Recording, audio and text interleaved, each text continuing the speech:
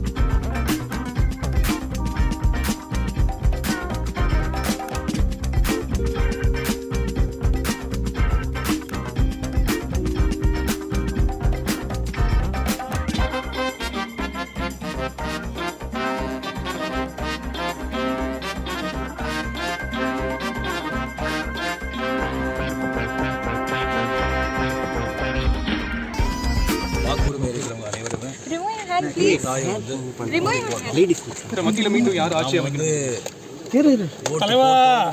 ஓட்டு போட்டோம் அப்படின்னு சொல்றதுல ஒரு மரியாதை, ஒரு கௌரவம். ஓட்டு போட்டு எல்லாரும்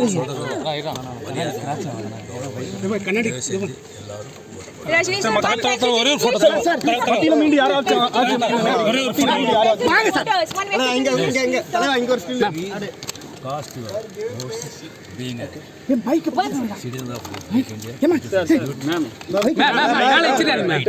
Okay, please cost.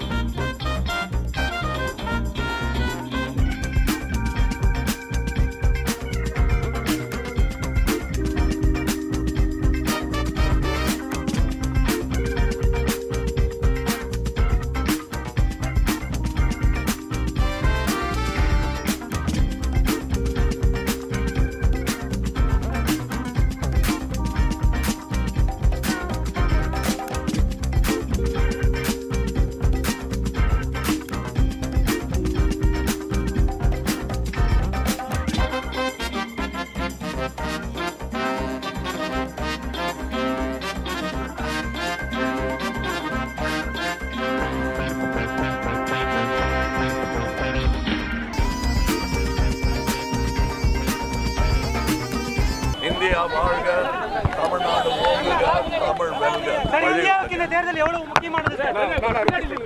எல்லா தேர்தலும் முக்கியமானது, இது ரொம்ப முக்கியமானது. கொஞ்சம் வழி விடுங்க ப்ளீஸ்.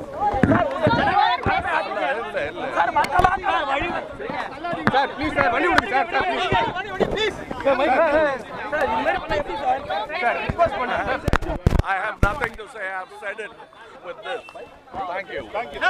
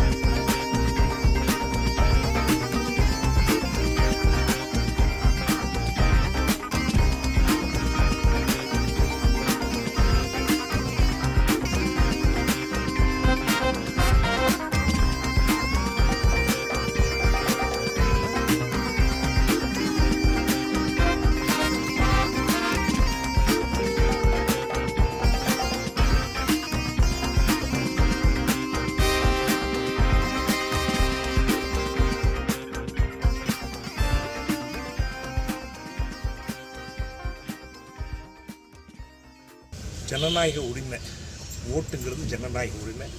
தயவு செய்து எல்லாரும் வந்து ஓட்டு பண்ணுங்க, உங்கள் இஷ்டப்படி ஓட்டு பண்ணுங்க, அதுதான் முக்கியம். And we hope this election goes on very well. அதுக்கு வந்து நம்மளோட ஒத்துழைப்பு தான் தேவை.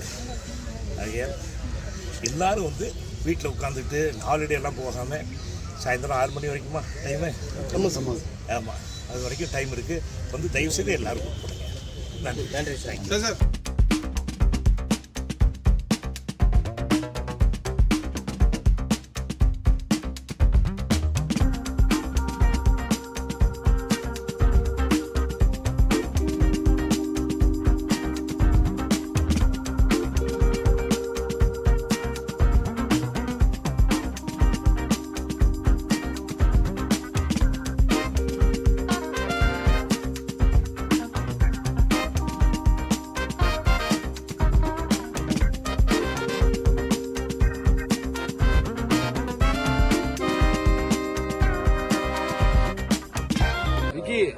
வாக்கு நம்மளுடைய உரிமை.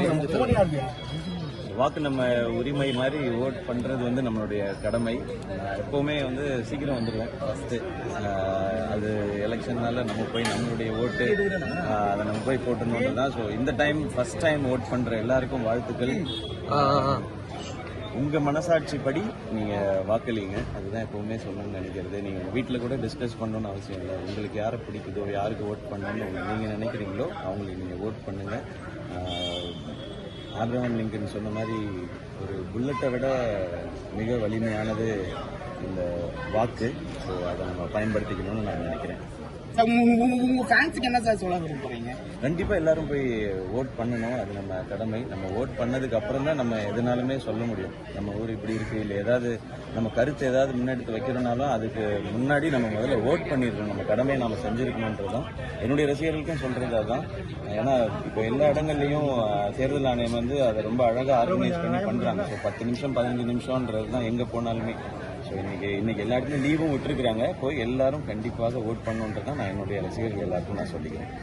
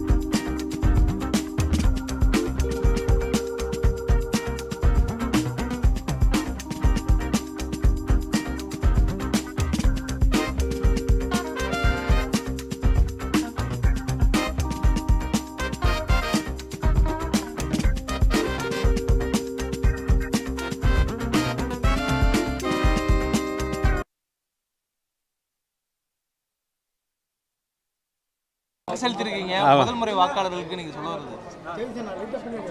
இல்லை, முதல் முறை வாக்காளர்கள்னாலும் யார் இப்போ பார்க்குறேன், ஒரு உடல்நிலை முடியாத தருணத்தில் கூட சக்கரை வண்டியில் வந்தால் கூட ஆனால் இந்த கியூ கொளுத்தக்கூடிய வெயில் அதெல்லாம் பொருட்படுத்தாமல் ஒரு பெரியவர் தன்னுடைய தாயாரை அழைத்து வந்து வாக்கு செலுத்த வேண்டும் என்று வாக்களித்து விட்டு செல்வதை பார்க்கும்போது அவரை நான் வாழ்த்தினேன். ஏன்னு கேட்டாக்கா, தன்னுடைய ஜனநாயக கடமையை மட்டும் ஆற்றுவதோடு மட்டுமல்லாமல் தன்னுடைய தாயாரும் வாக்களிக்க வேண்டும் என்று இந்த தாய் நாட்டுக்காக, இந்த தாய் மண்ணுக்காக, இந்திய தேசத்துக்காக அவர் எடுத்துக்கொண்ட அந்த முயற்சியை பார்க்கும்போது அவர்கள் எல்லாமே அந்த உணர்வோடு இருக்கும்போது முதல் முறையாக வாக்கு செலுத்தக்கூடிய வாக்காளர்கள், இளைஞர்கள், அடுத்த தலைமுறையினர் அவங்களாம் வரணும். வெயிலெல்லாம் பார்க்கக்கூடாது. வெயில் சுட்டரிக்குது. தோகையை விரிச்சானா தான் மயில், கூவுனா தான் குயில், தண்டவாளத்தில் ஓடினா தான் ரயில், கோடை காலத்தில் சுட்டரிச்சா தான் வெயில். வெயில்னால் அடிக்க தான் செய்யும். அதையும் மீறி வாக்களிக்க வரணும். நான்லாம் இப்போ வாக்களித்து விட்டு வந்தேன். அதாவது வாக்குச்சீட்டில் ஓட்டு போடக்கூடிய அந்த காலத்திலேருந்து என்னுடைய இளம் வயதிலேருந்து பார்க்குறேன். இன்றைக்கி இவிஎம்மில் எந்திர வாக்குப்பதிவு போடக்கூடிய இந்த காலகட்டம் வரை காலங்கள் மாறிக்கொண்டே இருக்கிறது. இது இன்றைக்கி பார்த்தீங்கன்னா ஃபேஸ்புக்கு காலம், ட்விட்டர் காலம், இது ஏஐ காலம், இது கம்ப்யூட்டர் காலம், இது கலிகாலம். காலம் வேணால் மாறிக்கிட்டே இருக்கலாம், ஆனால் கடவுள் கையில் தான் இருக்குது காலம். அந்த கடவுளோட அருளால், அந்த கடவுளோட கருணையால் நல்லா இருக்கணும் இந்த ஞானம். இந்த ஞானம் நல்லா இருக்க, உலகம் நல்லா இருக்க. இப்போ பார்த்துங்க, துபாயில் பார்த்தீங்கன்னா அவ்வளோ பெரிய கொட்டும் மழை, அவ்வளோ பெரிய வெள்ளம். அதாவது இயற்கையை மீறி, இறைவனை மீறி மனிதர்கள் நாம் என்ன நினைத்தாலும் அது தவறாக தான் போகும். நம்ம எவ்வளோ தான் செயற்கை மழையை பொழிய வைக்கலாம்னு நினைச்சாலும், செயற்கை மழையா இயற்கை மழையா இன்னைக்கு விவாதம். எவ்வளோ தான் செயற்கை ஜெயிக்க முடியும்? என்ன தான் ஏஐ வரலாம், என்ன தான் ஜிபிடி காலமாக இருக்கலாம், என்ன தான் கம்ப்யூட்டர் வரலாம், என்ன தான் விஞ்ஞானம் முன்னேறலாம், என்ன தான் ஒரு பக்கம் முன்னேறலாம் விஞ்ஞானம், அதை மீறி இருக்குது மெய்ஞானம். அதை சொல்லுவது தான் இந்திய பூமி, அதை சொல்லுவது தான் இந்திய நாடு, அதை சொல்லுவது தான் இந்த மண், அதை சொல்லுவது தான் தமிழ்நாடு, அதை சொல்லுவது தான் இந்த தென்னாடு. அதிலும் அந்த தென்னாட்டில் இருக்கக்கூடியது தஞ்சை மாவட்டம். அந்த தஞ்சை மாவட்டத்தில் அந்த ராஜராஜ சோழனும் ராஜேந்திர சோழனும் கால் பதித்து ஆட்சி செலுத்தி இந்த மண்ணிலே தஞ்சை தரணியின் நெஞ்சை நிமிர்த்தி காட்டிய அந்த சோழ மன்னனுடைய அந்த தஞ்சை மண்ணிலிருந்து, அந்த தஞ்சை மாவட்டத்திலிருந்து, மயிலாடுதுறையில் இருந்து வந்தவன் என்ற முறையில் இந்த மண்ணின் மகிமையை நினைத்து இந்த மண்ணிலே பிறந்த ஒரு இந்தியனாக என்னை பார்த்து வாக்களித்தில் நான் பெருமைப்படுகின்றேன். இதை என்னுடைய பாக்கியமாக கருதுகிறேன். இன்னைக்கு வாக்களிக்கிறோன்னு சொன்னால் கடவுளுடைய அருள் இருந்தால் தான் வாக்களிக்க வர முடியும். கடவுளோட அருள் இல்லாட்டா எதுவுமே நடக்காது. அந்த கடவுளோட அருள் இருக்கிறதுனால நான் நேரில் நின்று பேசுகிறேன், உங்களுடைய முன்னாடி நின்று பேசுகிறேன். வாய் இருக்கவங்களும் பேசிட முடியாது, வாய்ப்பு இருக்கிறவங்க மட்டும்தான் பேச முடியும். எனக்கு ஒரு வாய்ப்பளித்ததுக்கு நன்றி. கடவுளோட அருள் மட்டுமே வச்சு அரசியல் பண்ணக்கூடியவர்களுக்கு குறிப்பிட்டு சொல்றீங்களா? கடவுளோட அருள் நான் காலத்துக்குமே கடவுளோட அருள் தான் வாழக்கூடியவன். நான் இல்லை இளைஞர்களும் வருவாங்க சார். அவங்களாம் வேலைக்கு போயிட்டு இருப்பாங்க. வேலைக்கு போயிட்டு மத்தியானம் கூட காலையில் போய் தங்களோட அவங்களுடைய இதை முடிச்சுட்டு மத்தியானம் வரும். எல்லாமே குதர்க்கமாக பேசக்கூடாது. காலையில் இல்லை வயதானவர்கள் கூட வாக்களிக்கிறாங்க. அதனால இளைஞர்களும் தங்களுக்கு இருக்கக்கூடிய தங்களுடைய வாக்கு உரிமையை கரெக்டாக பயன்படுத்தி இன்னைக்கு கொஞ்சம் வெயில்லாம் முடிஞ்ச பின்ன மத்தியானம் கூட வரலாம் சார், மதியத்துக்கு பிறகு கூட வரலாம்.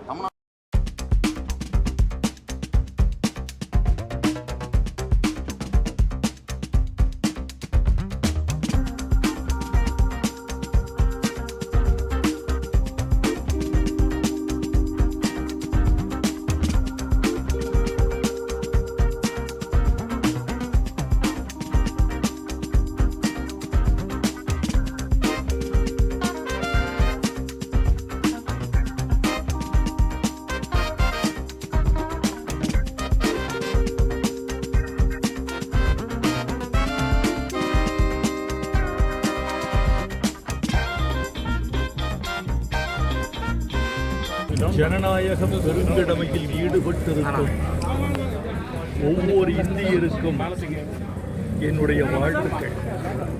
பொதுவாக குறை சொல்வது என்பது ஒரு தேசிய குணமாக மாறிவிட்டது. மாறாக பாராட்டுவோம். கட்டுப்பாடு காத்த காவல்துறைக்கு பாராட்டுக்கள். கடைசி மலை கிராமம் வரைக்கும் வாக்கு எந்திரங்களை கொண்டு சென்ற தேர்தல் ஆணையத்துக்கு பாராட்டுக்கள். ஜனநாயக பெருங்கடமையை ஆற்றுவதற்கு தங்களை ஈடுபடுத்திக் கொண்டிருக்கும் வாக்காளர்களுக்கு என்னுடைய பாராட்டுக்கள்.